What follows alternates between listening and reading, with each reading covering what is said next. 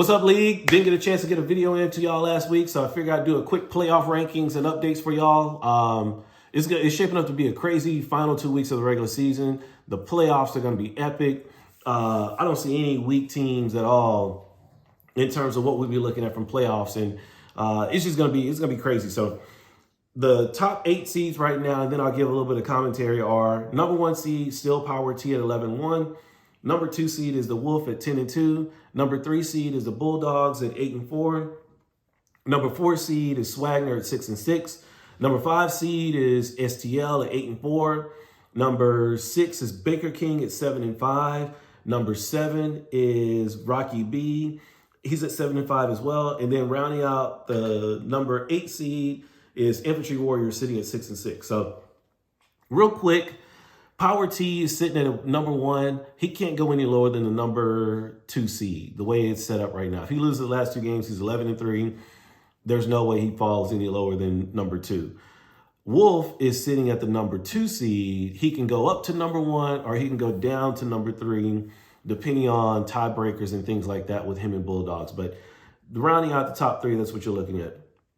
Bulldogs is one of those situations where he could actually end up at a different seed or miss the playoffs. It really depends on what him and Dark Knight do down towards the end.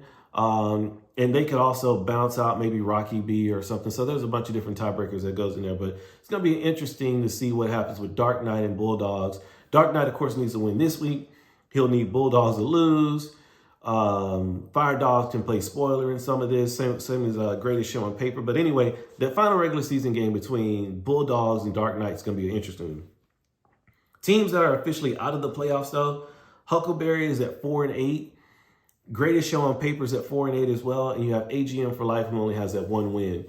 There's a couple of 4-8 teams that still have a chance at the playoffs, though. You look at Laugh Now, King of the Gridiron, they're both sitting at 4-8. They could win their division based on, or, one of those teams could win the division if Swagner were to fall these last 2 weeks and they end up winning those games. And it's really Laugh Now, because Laugh Now has a 3-1 divisional record.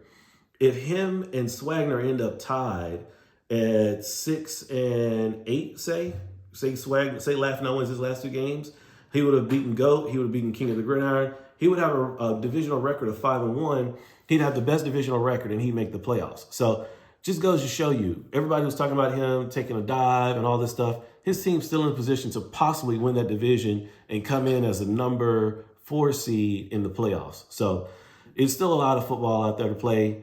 It's going to be interesting weeks, these last couple of games. Interesting to see how this all unfolds.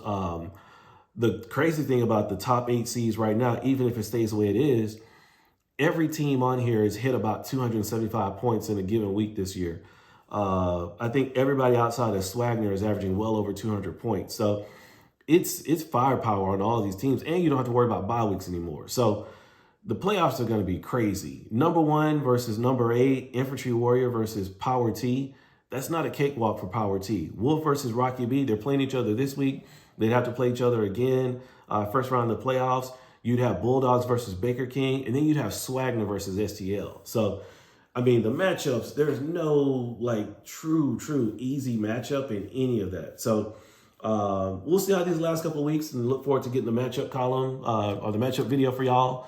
But just want to give y'all a quick update. That's when I'll go through power rankings and everything. But just want to show y'all a quick video on the playoff update. So hope y'all enjoy. Later.